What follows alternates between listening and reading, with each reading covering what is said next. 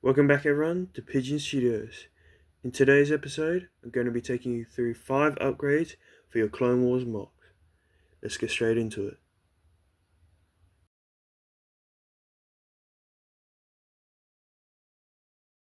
For upgrade number 1, we've got crates. Every great Star Wars mock has them, and they come in so handy to have many different designs, all of which are going to be simple with pretty cheap parts. First up is the most basic crate possible, 2 pieces with Lego specialized crate.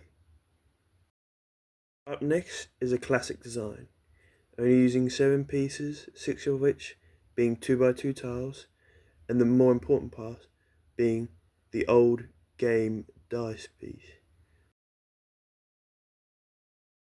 Another simple crate design coming up next, only including 4 parts, very similar to the first crate, but a little bit more advanced. Up next is another easy crate design. This is going to hold all your detonators. It's pretty simply made, just some 1x1 silver studs with the printed detonator piece on top. The crate is also made a bit larger with the plates underneath and a tiled lid. Next is the proton torpedo. Although technically not a crate, it still stands. This mock requires about 10 pieces, all of which are relatively easy to find, with the main brick being the 1x1 brick with the studs all the way around connecting to roller skate pieces. The rest is pretty easy. Up last is probably my favourite design. Relatively simple, only requiring jumpers and snot bricks, but it's pretty straightforward on how to build, but looks great.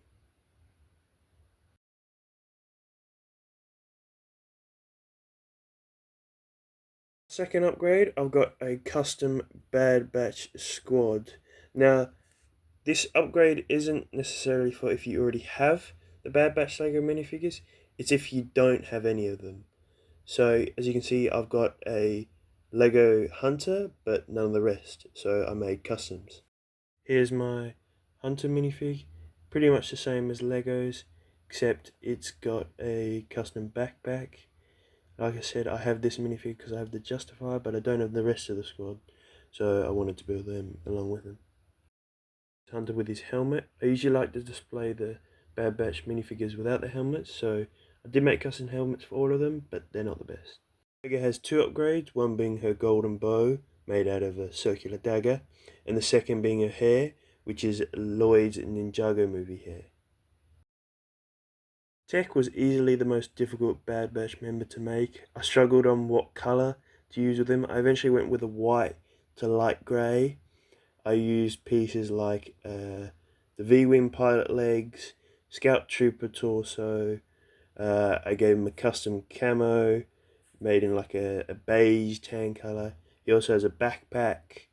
His helmet did go a little bit better. The custom I decided was using a V-Wing pilot helmet and the Quidditch professor's face because it had those big goggles. Custom Wrecker up next. He mainly uses parts from Fennec Shan and the Dark Trooper Pauldron. He also comes with a custom blaster, which is the same as Hunter's. This design is by someone else who I'll link down below. I also tried making a custom helmet for him, which is one of the Mandalorian jetpack troopers. It turned out alright, but his helmet is quite difficult to make. Here's custom Echo. Overall pretty happy with him, except for his face. Should be a bit paler, and I can't really think of a part to use, so any suggestions are welcome. He's got a custom backpack as well as a custom camo. Overall pretty happy with him.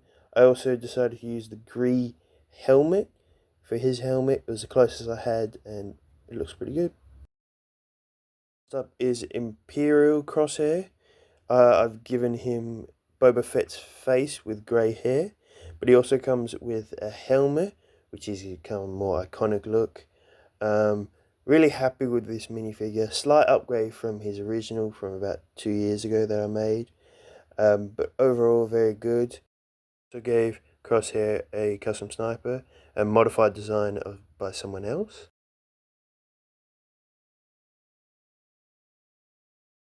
The third upgrade is something that's probably not going to be used too much in too many mocks, but I quite like the look of. It's a medical tent. I built this in my last mock of the Jedi Crash. Overall, very good. Can fit up to 2 or 3 people. Probably has about 50 parts, of which not too many are rare. Obviously, the printer parts are a little bit more rare.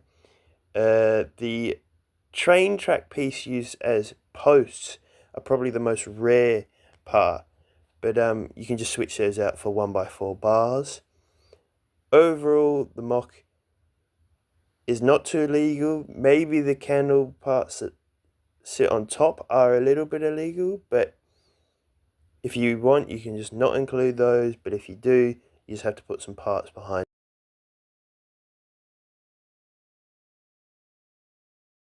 Fourth upgrade, we're switching over to the separatist side, going with the custom droideka and custom main guard.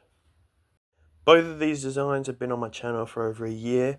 Again, they're not designed by me, they are slightly modified. The droideka is pretty much the same as the original. I'll link his video down below. Overall, the design is very good. It scales quite well with a minifigure, and it can roll up. The guard is a bit more of a modified design by me, but overall still the same. I gave him a custom cape, which I just made out of some spare fabric. He also scales well with the minifigure, maybe a little bit tall, and he comes with a custom staff piece, which just involves about 5 extra pieces.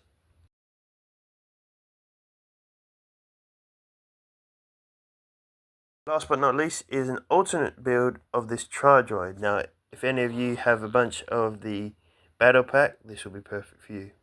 This Tri-Fighter is the best alternate build I've found for this set. Again, a modified design of someone else's design on YouTube that I found. I'll link that down below. A great design, includes no extra parts. I believe it just uses parts from the Tri-Droid itself. Scales pretty well with a minifigure, but overall this Tri-Fighter just looks pretty good for an alternate build.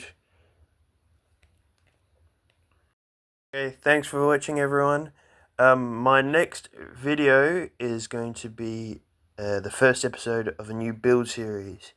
Now I want to hear your guess as to what it may be, and let me know what you thought about this video.